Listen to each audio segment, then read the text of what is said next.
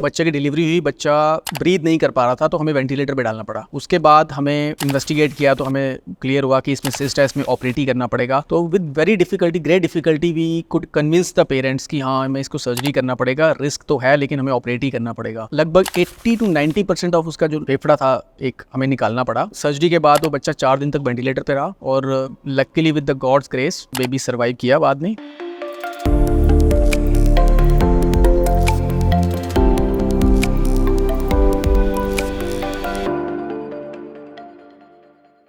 नमस्कार, मैं ऋत्विक महाजन आपका स्वागत करता हूं towards health sponsored by Nimbark organics में। इस शो के माध्यम से हम आप तक लेकर के आते हैं एक एक्सपर्ट पैनल ऑफ डॉक्टर्स जो कि मदद करती है लेने में आपको right health decision at the right time. इसी मुहिम में आज हमारे साथ जुड़ने जा रहे हैं डॉक्टर विजय कुंडल, जो कि हेड है paediatric surgeon eight AIIMS Jammu. Doctor साहब, आपका बहुत बहुत स्वागत है हमारे शो में। Thank you. डॉक्टर साहब, सबसे पहले तो मैं अपने दर्शकों को बताना चाहूँगा कि एक पीडियाट्रिक सर्जन और एक पीडियाट्रिशियन में क्या डिफरेंस है? जी, पीडियाट्रिक्स के जो डॉक्टर्स होते हैं वो मोस्टली जो फिजिशियन ब्रांचेज हैं, जैसे सर्दी, ज़ुकाम, खांसी या चेस्ट प्रॉब्लम्स हैं, मोस्टली वो डिजीज़ ट्रीट करते हैं। और पीडियाट्रिक सर्जन हैं जो न्यूबॉर्न पीरियड से लेके लगभग 15 ईयर्स तक सारी जो सर्जिकल प्रॉब्लम्स जिनमें ऑपरेशन की ज़रूरत होती है वो ट्रीट करते हैं। जी डॉक्टर साहब।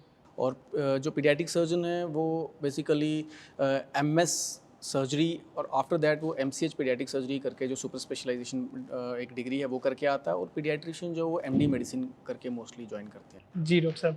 डॉक्टर साहब, बहुत ही यूनिक ब्रांच है और आमतौर पर देखा जाता है कि सर्जरी के लिए जनरल सर्जन के ही पास जाया जाता है और प्रोसीजर शुरू कराया जाता है। तो एक जनरल सर्जन और एक पीडियाट्रिक सर्जन में कहाँ पर डिफरेंस आता है? एक प्रोसीजर में और वे ऑफ ऑपरेटिंग में क्या डिफरेंसेस होते हैं?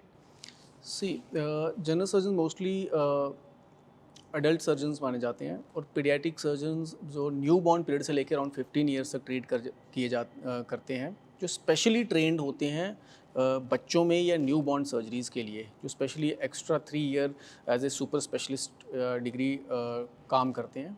उनका जो मेन रोल रहता है वो पीडियाट्रिक सर्जरी या पीडियाट्रिक डिजीज सर्जिकल डिजीज़ में होता है। जी, जी डॉक्टर साहब। डॉक्टर साहब, अगर मैं बीमारियों की बात करूँ, कौन सी ऐसी खास बीमारियां हैं जो आपको डे टू डे रूटीन में देखने को मिलती हैं जिनकी ज़रूरत पड़ती है एक पीडियाट्रिक सर्जरी जैसे प्रोसीजर के लिए?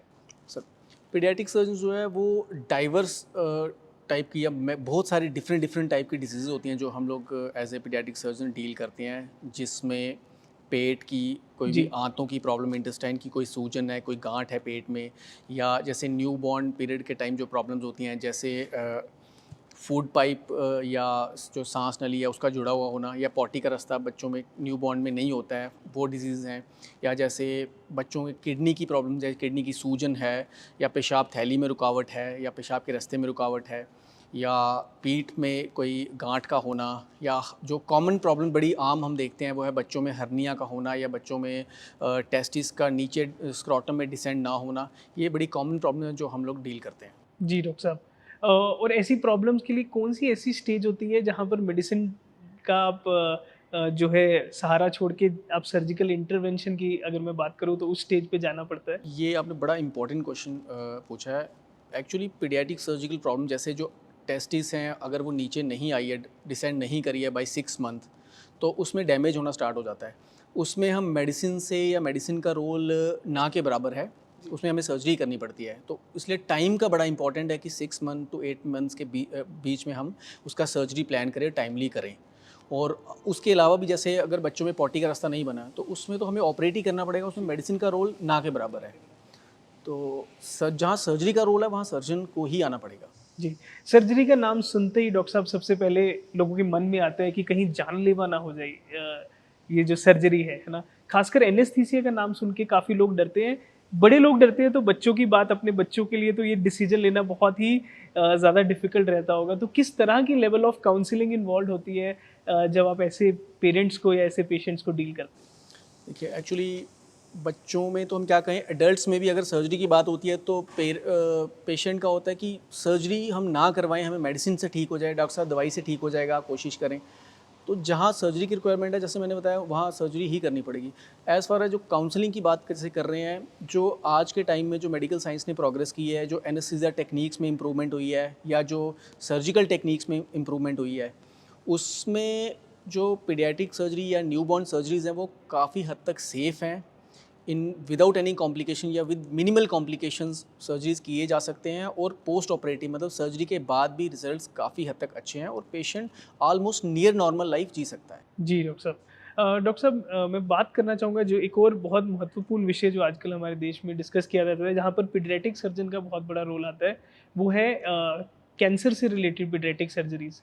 इनके बारे में अगर हमारे दर्शकों को थोड़ा बताएं आप कि क्या रीजंस होते हैं, क्या कॉजेज होते हैं पीडियाट्रिक कैंसर्स के, और किस तरह की सर्जिकल इंटरवेंशन से इनको क्योर किया जाता है।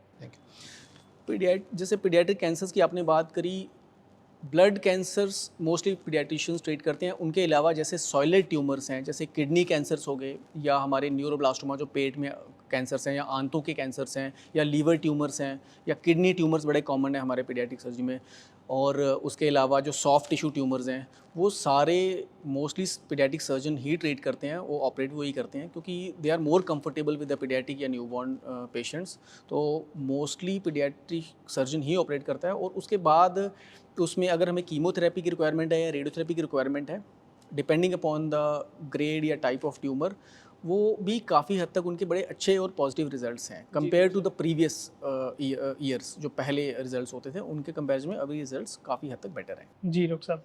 डॉक्टर साहब, over the years of experience जो आपका रहा है पीडियाट्रिक सर्जरी में, कोई ऐसा केस पीडियाट्रिक कैंसर का जो सर्जरी के बाद आज बिल्कुल हेल्दी लाइफ जी रहा हो, अगर वो आप हमारे दर्शकों के साथ शेयर करें। मैं आपसे शेयर करना चाहूँगा, मैं I have spend around 15-16 years outside Jammu. I was in Delhi previously, I worked in Ludhiana also, in Jaipur also. Over a period of all these years, what I feel is pediatric surgery is a very fine and delicate branch, or being a pediatric surgeon you have to be very gentle. जी One case I remember which we did in my previous institution. We had one baby of 1.2 kg. जी 1.2 kg, I think 1.25 kilo तो बहुत काफ़ी कम wait हो गया। जी doctor साहब। 1.2 kg का baby था, जो प्री टर्म था और लो बर्थ वेट भी था, टाइम से पहले पैदा हुआ था। उसके चेस्ट में एक बड़ा सा मास था, सिस्ट थी बेसिकली। तो बच्चे की डिलीवरी हुई, बच्चा ब्रीथ नहीं कर पा रहा था, तो हमें वेंटिलेटर पे डालना पड़ा। उसके बाद हमें इन्वेस्टिगेट किया तो हमें क्लियर हुआ कि इसमें सिस्ट है, इसमें ऑपरेट ही करना पड़ेगा। तो with very difficulty, great difficulty, we could convince the parents कि हाँ हमें इसको सर्जरी करना पड़ेगा, रिस्क तो है लेकिन हमें ऑपरेट ही करना पड़ेगा। तो अटेंडेंट्स एग्री हो गए। उसको लगभग 80 to 90% ऑफ उसका जो फेफड़ा था एक हमें निकालना पड़ा। और सर्जरी के बाद वो बच्चा 4 दिन तक वेंटिलेटर पे रहा, और luckily with the god's grace baby survive किया बाद में। और parents were very much satisfied, and their की रिजल्ट्स हमें न्यूबॉर्न में और इतने कम बर्थ वेट बच्चे में भी मिल सकते हैं। दे वर वेरी हैप्पी जी एंड डॉक्टर साहब। They were like brand ambassadors for paediatric surgery branch की। यस, इस तरह की सर्जरीज भी होती हैं और पेशेंट सर्वाइव करते हैं। जी, आई थिंक बहुत ही इंस्पायरिंग रहा होगा ये उन दर्शकों के लिए जो बहुत डिफ़िकल्टी होती है जिनको ये डिसीजन लेने में कि एक बच्चे का सर्जरी कराएं या ना कराएं। सर्जरी के बाद बेटर क्वालिटी ऑफ लाइफ भी अचीव की जा सकती है डॉक्टर साहब। जहाँ तक कि लोगों में मिथ रहता है कि सर्जरी के बाद शायद एक नॉर्मल लाइफ ना व्यतीत कर पाए मैं पेशेंट। सर आपसे यही क्लियर करना चाहता हूँ कि like adult surgeries, paediatric surgery में जैसे बर्थ डिफेक्ट्स, हमें जो ज़्यादा दिक्कत आती है वो है जो बर्थ डिफेक्ट्स होते हैं, जिनमें सर्जरीज़ की ज़रूरत है, मल्टीपल सर्जरीज़ की ज़रूरत होती है, स्टेज सर्जरीज़ की ज़रूरत होती है। जैसे मैंने बोला पॉटी का रास्ता नहीं बना, उसमें 2 to 3 स्टेजेस होते हैं जो over a period of 6 month interval पे हम करते हैं। तो मल्टीपल सर्जरीज़ होने की वजह से पेशेंट को कोमॉर्बिडिटीज़ भी काफ़ी होती हैं, परेशानी रहती है, अटेंडेंट्स के लिए भी छुट्टी लेना, काफ़ी सारे इश्यूज़ होते हैं। बट पेशेंट अगर पेरेंट्स कोऑपरेट करते हैं और उसकी properly planned surgeries, timely planned surgeries होती हैं, तो patients can achieve good results. मतलब पॉटी का रास्ता न्यू बनाना और उसमें प्रॉपर कंट्रोल आना, ये सारी चीज़ें डिपेंड करती है टाइमली सर्जरी पे। जी डॉक्टर। तो we patients can live a near normal life. जी, ये तो बात हुई डॉक्टर साहब कि बर्थ एनोमलीज़ की, जो कि जन्म द्वारा कुछ परेशानियाँ होती है बच्चों में। क्या ट्रॉमा सर्जरीज़ भी, जो पीडियाट्रिक ट्रॉमा सर्जरीज़ होती है, वो भी आपके अंडर आती है, और किस तरह की ट्रॉमा सर्जरीज़ को एक पीडियाट्रिक सर्जन ट्रीट करते हैं? ट्रॉमा सर्जरी में जैसे पीडियाट्रिक और एडल्ट ट्रॉमा में थोड़ा डिफरेंस ये आता है कि पीडियाट्रिक ट्रॉमा में जैसे blunt trauma, abdominal liver injuries हो गई या स्प्लिनिक इंजरीज़ हो गई, या अगर किडनी में इंजरी हुई या पेंक्रियाज है, हमारे सॉलिड ऑर्गन्स है बॉडी में, इंटेस्टाइनल इंजरीज़ हैं, तो इंटेस्टाइनल इंजरीज़ में अगर परफोरेशन या फटे हुए हैं तो उसमें हमें ऑपरेट करना पड़ता है। But liver spleen injuries mostly हम कंजर्वेटिवली मैनेज करते हैं, और क्योंकि वो एडल्ट फिजियोलॉजी और पीडियाट्रिक फिजियोलॉजी टोटली डिफरेंट है, तो इट विल बी बेटर कि अगर पीडियाट्रिक सर्जन ही उनको डील करे तो। जी जी। आई थिंक एक चीज़ जो सबसे ज़्यादा सुनने को आती है खासकर सर्दियों में और हमारे जम्मू कश्मीर में, कि छोटे बच्चे कुछ खा लेते हैं और वो सांस की नली में फंस जाता है। ऐसी परेशानियों को, ऐसे ट्रॉमा को किस तरह से देखा जाता है एक पीडियाट्रिक सर्जन के नज़रिए से, और क्या प्रोसीजर होता है इनको ट्रीट करने? ये क्वेश्चन आपने बहुत ही बड़ा इंपॉर्टेंट क्वेश्चन है एक्चुअली। ये एक तरह से फॉरेन बॉडी इन एयरवेज हम बोलते हैं कि फॉरेन बॉडी इंजेक्शन हो गया, तो ये एक तरह से एक इमरजेंसी मानी जाती है, क्योंकि अगर एयरवे ब्लॉक हो रहा है, बच्चा सांस नहीं ले पा रहा, तो उसमें सडन डेथ का रिस्क रहता है। तो अगर फॉरेन बॉडी, क्योंकि एयरवे बड़ा छोटा होता है जी डॉक्टर साहब, तो इट इज़ वेरी इंपॉर्टेंट कि हम बहुत जल्दी, जितनी जल्दी हो सके, नियरेस्ट अपने सेंटर में पहुँचे। और आई थिंक एम्स का जम्मू में आने से ये facility in near future we will be able to provide. और विद ब्रोंकोस्कोप हमारे एक इंस्ट्रूमेंट होता है जिसके से हम वो फॉरेन बॉडी इजीली रिट्रीव कर सकते हैं, निकाली जा सकती है, और बच्चा बिल्कुल परफेक्टली 100% ऑल राइट हो सकता है। जी doctor but timely intervention is very important. जैसे मैंने कहा, मोस्ट ऑफ द डिजीजेज में टाइमली इंटरवीन करना बहुत इंपॉर्टेंट। जी डॉक्टर साहब, आपने बात की एम्स जम्मू पे, जिस पे मैं थोड़ी देर बाद आऊँगा, किस तरह की सुविधाएं अवेलेबल है। उससे पहले डॉक्टर साहब मैं पूछना चाहूँगा, आजकल बहुत एक और इनोवेटिव चीज़ जो पीडियाट्रिक सर्जरी में सुनने को मिल रही है, वो है फीटल सर्जरीज़। फीटल सर्जरीज़ के बारे में, मतलब कि बच्चा अभी पैदा नहीं हुआ, इस दुनिया में भी नहीं आया, फिर भी उसकी सर्जरी की जा रही है। इन सर्जरीज़ के बारे में अगर हमारे दर्शकों को बताएं कि किस टाइम पे इनकी ज़रूरत पड़ती है और क्या प्रोसीजर रहता है और क्या सक्सेस रेट रहता है ऐसी सर्जरीज़ का? You will be surprise to know कि इवन इन इंडिया में भी इस तरह के प्रोसीजर स्टार्ट हो गए हैं करना। एक्चुअली इनिशियली अल्ट्रासाउंड बहुत ज़्यादा मदर्स में होते नहीं थे। अब जैसे अल्ट्रासाउंड का इन्वेंट हुआ है, रेगुलर अल्ट्रासाउंड होते हैं, लेवल 2 स्कैन्स होते हैं, तो जो भी बच्चों में एनॉमलीज़ हैं, या किडनी में सूजन है, या अगर ब्रेन में सूजन है, या पेशाब के रास्ते में रुकावट है, तो काफ़ी हद तक उसमें हम विद मिनिमल इंटरवेंशन शंट करके या बाईपास करके सर्जरीज कर सकते हैं। और कई बार जो गले में गांठ होती है, जो एयरवे को ब्लॉक करती है, उनको भी रिसेक्ट किया जा सकता है। फॉरेन में काफ़ी सर्जरीज हो रही हैं, इंडिया में भी साउथ में ये स्टार्ट हुई हैं, डाउन साउथ में, और दिल्ली में भी होती हैं। और in future we will plan कि ये एम्स जम्मू में भी फैसिलिटी फीटल सर्जरी यहाँ पे आए। जी डॉक्टर साहब, फीटल सर्जरी बहुत ही इंटरेस्टिंग टॉपिक है और बहुत चर्चा में आजकल हमारे देश में। फीटल सर्जरी की, अभी बच्चा इस दुनिया में आया भी नहीं और उसकी सर्जरी हो रही है माँ के गर्भ में ही, तो कैसा इंफ्रास्ट्रक्चर अवेलेबल है हमारे देश में और किस एक्सटेंट तक फीटल सर्जरी सक्सेसफुल है, इसके बारे में अगर हमारे दर्शकों को थोड़ा बताएं। इसमें बेसिकली प्रॉब्लम ये होती है कि जैसे अगर किसी किडनीज़ में रुकावट है, तो जो अगर हम रुकावट को टाइमली हटाएं, जी डॉक्टर तो उससे जो काफ़ी हद तक किडनी को बचाया जा सकता है। उसी तरह अगर जो यूरिन का रास्ते में अगर रुकावट है, या और ब्रेन में कुछ रुकावट है, तो अगर हम टाइमली उसको डाइवर्ट करते हैं या प्रेशर कम करते हैं, तो वो जो टिश्यू है, जैसे किडनी है या ब्रेन है, तो उसको डैमेज होने से काफ़ी हद तक बचाया जाता है। इसी कंसेप्ट से फीटल सर्जरी लाई गई थी। तो ये एक तरह से डाइवर्टिंग प्रोसीजर्स हैं, और कुछ में तो हम, जैसे मैंने बताया कि गले में जो ट्यूमर है तो निकाला जा सकता है मदर के टाइम भी, मतलब बच्चा अगर माँ के पेट में है तब भी निकाला जाता है, तो that is also quite possible with acceptable level of results. Doctor साहब, बच्चों के कैंसर से जुड़ी कोई एक सक्सेस स्टोरी, जहाँ पर एक बच्चा था पीड़ित, उसको कैंसर था और वो आज एक सक्सेसफुल लाइफ जी रहा है सर्जरी के बाद, इसके बारे में अगर थोड़ा बताएं कुछ। हमारे प्रीवियस इंस्टीट्यूशन में हमारे पास एक 4 किलो का बच्चा था, जिसमें एक किडनी ट्यूमर था, जिसका वेट हमने सर्जरी के बाद अराउंड 2 kg वेट था उसके बच्चे का। और वो ट्यूमर इतना फैला हुआ था, जो खून की नसें हैं हमारी, जो मेन ब्लड वेसल्स हैं हमारे बॉडी की, उन तक फैला हुआ था। तो वो किसी दूसरे इंस्टीट्यूशन से रेफ़र होकर आया था, तो वो ट्यूमर निकालने के बाद 4 kg में, जब 2 किलो का ट्यूमर ही रह गया, तो बच्चा का 2 kg वेट ही रह गया। उसके बाद वो ब्लड वेसल से भी ट्यूमर निकाला गया था। वो it was around 5 to 6 hours we took for that surgery. तो एक्सटेंसिव सर्जरी थी। देन सर्जरी के बाद पेशेंट कुछ दिन वेंटिलेटर पे रहा, पेशेंट सर्वाइव किया। उसके बाद उसको timely as per protocol radiotherapy और कीमोथेरेपी मिली, और पेशेंट अभी उसका 5 year survival rate is good, acceptable level of, he has been cured of the disease. Doctor साहब मेरा अगला सवाल है, पहले तो ये सुना जाता था कि माँ के गर्भ में ही अगर बच्चे को कोई बीमारी हो गई तो पेरेंट्स ऐसा सोचते थे कि अबॉर्शन करा ले, ताकि एक पेनफुल लाइफ वो ना जिए, उससे अच्छा है कि अबॉर्शन ही करा लीजिए। ये साइकोलॉजी चेंज हुई है पीडियाट्रिक सर्जरी के माध्यम से, जहाँ पर इन्फेंट्स फीटल सर्जरी की बात की जाती है। तो फीटल सर्जरी के बारे में अगर आप हमारे दर्शकों को थोड़ा बताएं कि ये किस स्टेज पे की जाती है और किस तरह की प्रॉब्लम जो है फीटल सर्जरी से ठीक की जा सकती है। ये बड़ा अहम सवाल आपने पूछा दर्शकों के माध्यम हिसाब से।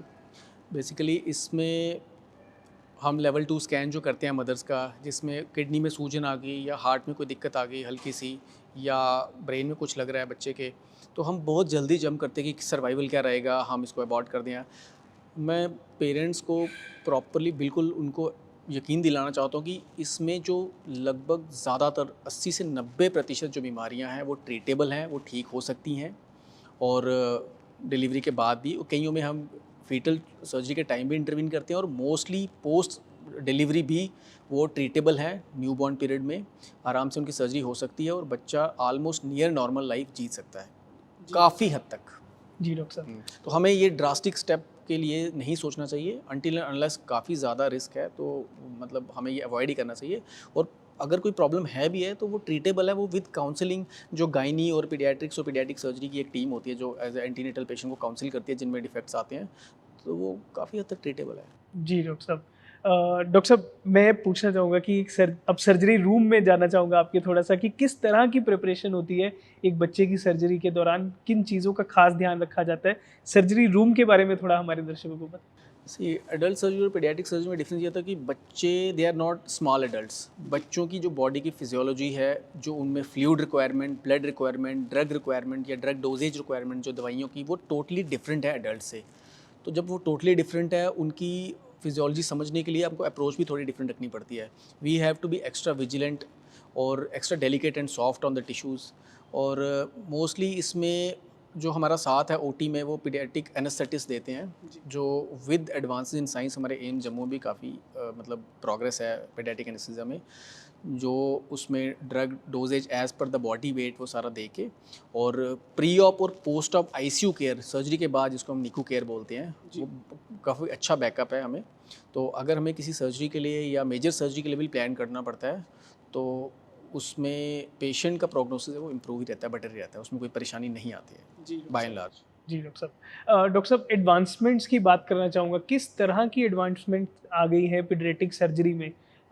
कितना माइक्रोस्कोपिक लेवल तक जाके मिनिमम इन्वेजिवली हम आज एक पीडियाट्रिक सर्जरी कर सकते हैं, इसके बारे में अगर आप हमारे दर्शकों को बताएं। जिस तरह एडल्ट्स में आज लेप्रोस्कोपी सर्जरी की जाती है, उसमें paediatric surgery is not far behind them.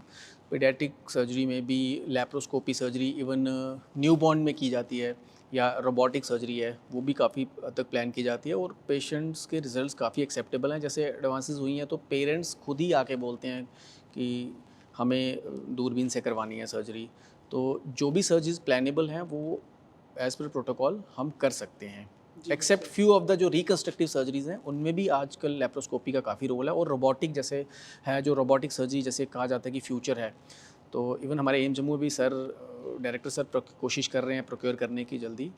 तो जैसे ये फैसिलिटीज़ होंगी तो हम laparoscopy as well as robotic surgery की सुविधाएं पेशेंट्स को देने की पूरी कोशिश करें। जी डॉक्टर साहब। डॉक्टर साहब पेरेंट्स को कैसे कन्विंस करते हैं कि एक बच्चे की सर्जरी कराई जाए? वो एक काउंसलिंग का बहुत बड़ा रोल रहता होगा एक डिसीजन लेने में, उसके बारे में अगर थोड़े दर्शकों को बताएं कि किस तरह की लेवल ऑफ काउंसलिंग रहती है प्री ऑपरेटिव केयर और पोस्ट ऑपरेटिव। मैं आपको बताऊं, being a paediatric surgeon, surgery करना मेरे लिए डिफ़िकल्ट नहीं रहता, पेरेंट्स को काउंसिल करना काफ़ी ज़्यादा डिफ़िकल्ट रहता है। क्योंकि जैसे मॉडर्न टाइम्स हैं, मोस्टली लोगों के प्रीशियस बेबीज़ होते हैं, एक या दो बच्चे ही होते हैं, तो उनमें भी अगर सर्जरी के लिए जाना पड़ता है तो उनको हमें रिस्क्स और बेनिफिट समझाने पड़ते हैं, तो it becomes very difficult to convince them. But मैं आपको यकीन दिलाना चाहता हूँ कि जिस तरह जैसे साइंस में प्रोग्रेस हुई है, मेडिकल साइंस में, तो surgeries mostly normal routine surgeries as well as major surgeries या अल्ट्रा मेजर सर्जरीज भी हैं, जिनमें काफ़ी 5-5, 6-6 घंटे की सर्जरीज हैं, जो रिकन्स्ट्रक्टिव प्रोसेस भी हैं, वो सेफ़ हैं, काफ़ी हद तक सेफ़ हैं, और with good results, good functional results, और जिनमें क्वालिटी ऑफ लाइफ भी बेटर होता है, वो पॉसिबल हैं, हो सकती हैं। और पेरेंट्स भी काफ़ी हद तक कन्विंस हो जाते हैं। हम मोस्टली जो ऑपरेटेड पेशेंट्स हैं उनके पेरेंट्स से भी मिलाते हैं, उनको वो डिस्कस करते हैं प्रॉब्लम्स। जी डॉक्टर एक साहब। तरह से ग्रुप्स बने हुए हैं इनके जो प्रॉब्लम जैसे पेशेंट्स होते हैं कि सेम बीमारी के, तो वो आपस में डिस्कस करते हैं, तो that also helps a lot. जी डॉक्टर साहब। डॉक्टर साहब, रिकवरी पीरियड के बारे में जानना चाहूँगा कि रिकवरी पीरियड में एक पेशेंट की पोस्ट ऑपरेटिव रिकवरी में किन चीज़ों का खास ध्यान रखना चाहिए माँ बाप को, और कितना रिकवरी पीरियड का ड्यूरेशन रहता है एक सर्जरी के बाद? जैसे एडल्ट सर्जरीज में हमने अगर कोई सर्जरी करी है तो एनेस्थीसिया से बाहर आने के बाद लगभग पेशेंट सेफ ही माना जाता है, but it is not true for paediatrics और न्यूबॉर्न सर्जरीज। जी। बिकॉज ऑफ जो ड्रग्स हैं, जो ड्रग्स के इफ़ेक्ट्स हैं, उसमें थोड़ा सा एक्स्ट्रा विजिलेंट और मॉनिटरिंग की ज़रूरत होती है। बट जो गुड इंस्टीट्यूशंस हैं, जैसे अच्छे इंस्टीट्यूशंस हैं, वहाँ पे post op care and post op monitoring बहुत अच्छी होती है, मॉनिटरिंग रहती है, तो हमें बहुत ज़्यादा इशू नहीं आता। जी डॉक्टर साहब। डॉक्टर साहब, कुछ कॉमन चैलेंजेस जो एज अ पीडियाट्रिक सर्जन आप फेस करते हैं अपनी डे टू डे लाइफ में? मोस्टली ये दो भागों में डिवाइड करूँगा। एक है awareness regarding the paediatric surgical disease या न्यूबॉर्न सर्जरीज़ के जो डिजीज़ हैं, इनकी अवेयरनेस आम पब्लिक में नहीं है। अभी भी हमारे जो मोस्टली पेशेंट्स हैं वो इधर उधर घूम रहे होते हैं, बाकी स्पेशलिटीज़ में जाते हैं, तो वो लास्ट में हमारे पास पहुंचते हैं। उसमें सबसे इंपॉर्टेंट क्या रहता है कि जो उसका गोल्डन पीरियड है ऑपरेट करने का, जैसे अगर हमें टाइमली इंटरवीन करना है, किसी पेशेंट में 6 मंथ पे ऑपरेट करना है, तो अगर 1 ईयर या 2 ईयर्स में आ रहा है, तो वो जो काफ़ी हद तक डैमेज हुआ होता है, तो टाइमली पेशेंट का आना बड़ा इंपॉर्टेंट है। पेशेंट में अवेयरनेस होनी चाहिए कि अगर मुझे बच्चे की सर्जरी करानी है तो मुझे बच्चे के सर्जन के पास ही जाना है। पहली चीज़ ये है। दूसरा है जो चैलेंज है वो है to deal with the fine tissues. ये जो न्यू बॉर्न बेबीज़ हैं, अगर हम 1 केजी के या 2 केजी के 3 केजी के बेबी में ऑपरेट कर रहे हैं, तो we have to be extra fine, extra soft and very delicate with the tissue. जी डॉक्टर साहब। जी डॉक्टर साहब। डॉक्टर साहब, आई थिंक ये बहुत ही इंपॉर्टेंट पॉइंट है कि अपने डॉक्टर पे फेथ होना बहुत ज़रूरी है ऐसे टाइम पे, कि जैसा डिसीजन एक डॉक्टर लेगा, आई थिंक वो सभी फैक्टर्स को कोरिलेट करके एक डिसीजन लेते हैं, और एक डॉक्टर पे फेथ होना एक पेशेंट और पेशेंट की अटेंडेंस के लिए बहुत ज़रूरी है। तो आई थिंक ये बहुत इंपॉर्टेंट एक जो पॉइंट है आपने हाईलाइट किया इस शो के माध्यम से। डॉक्टर साहब, मेरा अगला सवाल है कि कोई एक ऐसी सक्सेस स्टोरी आप शेयर करना चाहें जिसमें आप बहुत थैंकफुल होते कि yes, I choose this branch as my specialization to practice. So I tell you, paediatric surgery ही एक ऐसी ब्रांच है जिसमें हम न्यूबॉर्न से डील करते हैं, और हमारा जो फॉलोअप है अराउंड पेशेंट का, नॉर्मल लाइफ स्पैन जो एक पेशेंट का होता है 60-70 साल तक पेशेंट जीता है, तो हमारे पास 60-70 ईयर्स के लिए पेशेंट हमारे पास फॉलोअप करता है। आई डोंट थिंक ये प्रिविलेज किसी और ब्रांच में है। तो हमें न्यूबॉर्न से लेके 60-70 ईयर्स तक पेशेंट को देखना पड़ता है। तो कई बार तो हमारे पास ऐसा होता है कि फादर की सर्जरी हुई है, उसके बाद उसका बच्चा हुआ है, उसमें भी कई बार कुछ जो बीमारियां होती हैं, जैसे जो ट्रांसफ़र होती हैं फैमिलीज़ में, जो जेनेटिक डिजीज़ हैं। तो एक पेशेंट था हमारे पास जिसमें हमने एक ब्रदर का जो फूड पाइप जिसमें नहीं बनी थी वो ऑपरेट किया था। वो 2 साल बाद उसका छोटा भाई है, उसमें भी सेम प्रॉब्लम थी। तो वो एक तरह का एक अलग बॉन्ड बन जाता है फैमिली के साथ as a paediatric surgeon, which is totally different. की और क्योंकि लंबी सर्जरीज होती हैं और स्टेजेस में करनी पड़ती हैं, तो एक अंडरस्टैंडिंग होती है पेशेंट की, कि अनसेट अंडरस्टैंडिंग है फैमिली के बीच में कि हाँ ठीक है, तो डॉक्टर साहब कर ही देंगे टाइमली, ठीक है। अगर कई बार हमें डेट का इशू है, वेटिंग टाइम लंबा होता है, तो पेरेंट्स अंडरस्टैंड करते हैं। जी डॉक्टर साहब। डॉक्टर साहब, मैं बात करना चाहूँगा कुछ मिसकंसेप्शंस जो कि आपको डे टू डे लाइफ में एक्सपीरियंस करने को मिलती है सर्जरी से रिलेटेड। कुछ ऐसे मिथ्स या मिसकंसेप्शंस जो कि आप हमारे शो के माध्यम से जनता से एड्रेस करना चाहेंगे? मोस्टली पेरेंट्स सर्जरी के लिए विलिंग नहीं होते, कि अगर हम किसी को बोलते हैं कि इसमें ऑपरेशन की ज़रूरत है, तो वो एक तरह से मल्टीपल ओपिनियंस लेने की कोशिश करेगा। कई बार क्वैक्स के पास भी जाएगा जो ट्रेंड प्रोफेशनल्स नहीं है, जी डॉक्टर तो साहब। उसमें फिर पेशेंट भटक जाता है, और वो जो इंपॉर्टेंट टाइम है वो मिस हो जाता है। और वो कई बार कुछ पुड़िया दे रहे हैं, कई बार कुछ झाड़ फूक कर रहे हैं, और कई बार तो आई हर्ड कि there is a ritual in western part of the country जिसमें पेट दर्द के लिए वो लोग पेशेंट को एक हॉट बर्न्स देते हैं, जिससे कि पेट की दर्द ठीक हो जाती है। तो वो अननेसेसरी मतलब नहीं होना चाहिए। तो पेशेंट्स को प्रॉपरली और अपने जो प्रॉपर डॉक्टर जैसे पीडियाट्रिक सर्जन है उन्हीं से ओपिनियन लेना चाहिए। तो डॉक्टर साहब, इस शो के माध्यम से काफ़ी दर्शक मेरी तरह ही जानना चाह रहे होंगे कि एम्स जम्मू में किस तरह की पीडियाट्रिक सुविधाएं अवेलेबल हैं और कैसे वो उन सुविधाओं का फ़ायदा उठा सकते हैं।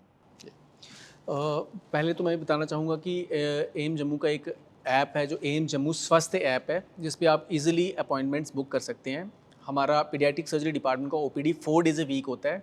मेरा ओपीडी मंडे थर्सडे है 428 रूम में। आप इसमें ऑनलाइन अपॉइंटमेंट ले सकते हैं और डायरेक्टली भी विज़िट कर सकते हैं।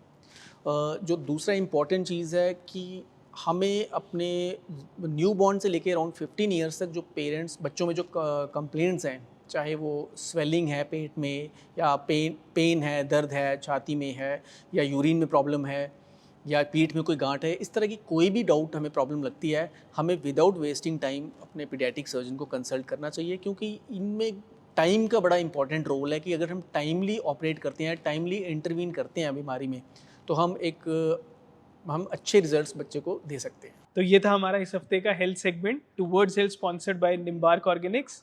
मैं शुक्रिया अदा करना चाहूँगा डॉक्टर विजय कुंडल जी का हमारे साथ जुड़ने के लिए और हमारे दर्शकों के साथ इतनी महत्वपूर्ण जानकारी साझा करने के लिए। बहुत बहुत शुक्रिया डॉक्टर साहब। Thank you. तो अगले हफ्ते फिर मिलेंगे एक और नए हेल्थ अपडेट के साथ। तब तक जुड़े रहिए और देखते रहिए टुवर्ड्स हेल्थ।